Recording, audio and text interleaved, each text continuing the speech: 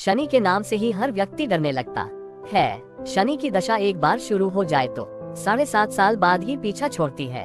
लेकिन हनुमान भक्तों को शनि से डरने की तनिक भी जरूरत नहीं। शनि ने हनुमान को भी डराना चाहा, लेकिन मुंह की खानी पड़ी। आइए जाने कैसे। महान पराक्रमी हनुमान अमर हैं।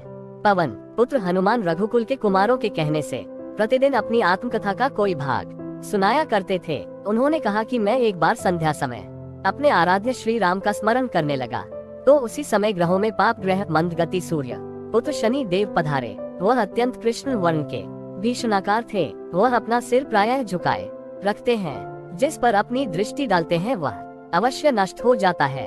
शनिदेव हनुमान के बाहुबल और पराक्रम को नहीं जानते थे। हनुमान ने उन्हें लंका में दशग्रीव के बंधन से मुक्त किया था।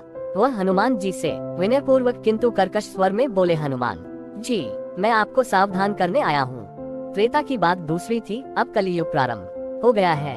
भगवान वासुदेव ने जिस क्षण अपनी अवतार लीला का समापन किया, उसी क्षण से पृथ्वी पर कली का प्रभुत्व हो गया। ये कलियुग है। इस युग में आपका शरीर दुर्बल और मेरा बहुत बलिष्ठ हो गया है।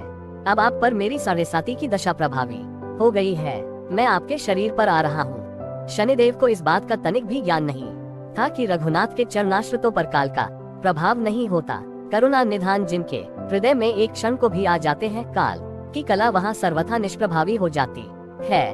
प्रारब्ध के विधान वहाँ प्रभुत्वहीन हो जाते हैं। सर्व समर्थ पर ब्रह्म के सेवकों का नियंत्रण संचालन पोषण प्रभु ही करते हैं। उनके सेवकों की ओर दृष्टि उठाने का साहस कोई सुर असुर करे तो स्वयं अनिष्ट भाजन होता है।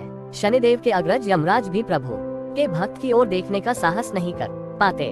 हनुमान जी ने शनिदेव को समझाने का प्रयत्न किया, आप कहीं अन्यत्र जाएं। ग्रहों का प्रभाव पृथ्वी के मरणशील प्राणियों पर ही पड़ता है। मुझे अपने आराध्य का स्मरण करने दें। मेरे शरीर में श्री रघुनाथ जी के अतिरिक्त दूसरे किसी को स्थान नहीं मिल सकता। लेकिन शनिदेव को इससे संतोष नहीं मिला। वह बोले, मैं सृष्टिकर्ता के विधान से विवश हूँ। आप पृथ्वी पर रहते हैं, अतः आप मेरे प्रभुत्व क्षेत्र से बाहर नहीं हैं। पूरे 22.5 वर्ष व्यतीत होने पर 7.5 वर्ष के अंतर से 2.5 वर्ष के लिए मेरा प्रभाव प्राणी पर पड़ता है, किंतु ये गौण प्रभाव है। आप पर मेरी 7.5 आज इसी समय से प्रभावी हो रही हो। मैं आपके शरीर पर आ रहा हूँ, इसे आप टाल नहीं सकते। फिर हनुमान जी कहते हैं, जब आपको आना ही है तो आइए। अच्छा होता कि आप मुझ वृद्ध को छोड़ ही देते। फिर शनिदेव कहते हैं, कलियुग में पृथ्वी पर देवता या उपदेवता किसी को नहीं रहना चाहिए। सबको अपना आवास सूक्ष्म लोकों में रखना चाहिए। जो पृथ्वी पर रहेगा वह कलियुग के प्रभाव में रहेगा और उसे मेरी पीड़ा भोगनी पड़ेगी। और ग्रहों में मुझे अपने अग्रज यम का कार्य मिला है। मैं मुख्य मारक ग्रह हूँ और मृत्यु के सबसे निकट वृद्ध होते हैं, अतः मैं वृद्धों को कैसे छोड़ सकता हूँ। हनुमान जी पूछते हैं, आप मेरे शरीर पर कहाँ बैठने आ रहे हैं। शनिदेव गर्व से कहते हैं, प्राणी के सिर पर। मैं 2.5 वर्ष प्राणी के सिर पर रहकर उसकी बुद्धि विचलित बनाए रखता हूँ। मध्य के 2.5 वर्ष उसके उदर में स्थित रहकर उसके शरीर को अस्वस्थ बनाता हूँ। वह अंतिम 2.5 वर्ष पैरों में रहकर उसे भटकाता हूँ। फिर शनिदेव हनुमान जी के मस्तक पर आ बैठे तो हनुमान जी के सिर पर खाज हुई। इसे मिटाने के लिए हनुमान जी ने बड़ा पर्वत उठाकर सिर पर रख लिया। शनिदेव चिल्लाते हैं, यह क्या कर रहे हैं आप। फिर हनुमान जी कहते हैं, जैसे आप सृष्टिकर्ता के विधान से विवश हैं, वैसे मैं भी अपने स्वभाव से विवश हूँ। मेरे मस्तक पर खाज मिटाने की यही उपचार पद्धति है, और आप अपना कार्य करें और मैं अपना कार्य उद्धरण। ऐसा कहते ही हनुमान जी ने दूसरा पर्वत उठाकर सिर पर रख लिया।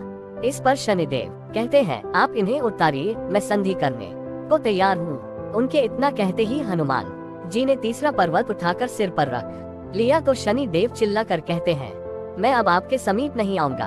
फिर भी हनुमान जी नहीं माने और चौथा पर्वत उठाकर सिर पर रख लिया। शनिदेव फिर चिल्लाते हैं, पवन कुमार त्राहि माम ताहि माम रामदूत आंजनेयाय नमः। मैं उसको भी पीड़ित नहीं करूंगा जो आपका स्मरण करेगा। मुझे उतर जाने का अवसर दे। हनुमान जी कहते हैं, बहुत शीघ्रता की, अभी तो 5वां पर्वत शिखर बाकी है। और इतने में ही शनि मेरे पैरों में गिर गए और कहा, मैं। ऐसा कहते ही हनुमान जी ने दूसरा पर्वत उठाकर सिर पर रख लिया। इस पर शनिदेव कहते हैं, आप इन्हें उतारिए, मैं संधि करने को तैयार हूँ। उनके इतना कहते ही हनुमान जी ने तीसरा पर्वत उठाकर सिर पर रख लिया तो शनि देव चिल्ला कर कहते हैं, मैं अब आपके समीप नहीं आऊंगा। फिर भी हनुमान जी नहीं माने और चौथा पर्वत उठाकर सिर पर रख लिया। शनिदेव फिर चिल्लाते हैं, पवन कुमार त्राहि माम ताहि माम रामदूत आंजनेयाय नमः। मैं उसको भी पीड़ित नहीं करूंगा जो आपका स्मरण करेगा। मुझे उतर जाने का अवसर दे। हनुमान जी कहते हैं, बहुत शीघ्रता की, अभी तो 5वां पर्वत शिखर बाकी है। और इतने में ही शनि मेरे पैरों में गिर गए और कहा, मैं सदैव आपको दिए वचनों को स्मरण रखूंगा। आघात के उपचार के लिए शनिदेव तेल मांगने लगे। हनुमान जी तेल कहाँ देने वाले थे, वही शनिदेव आज भी तेलदान से तुष्ट होते हैं।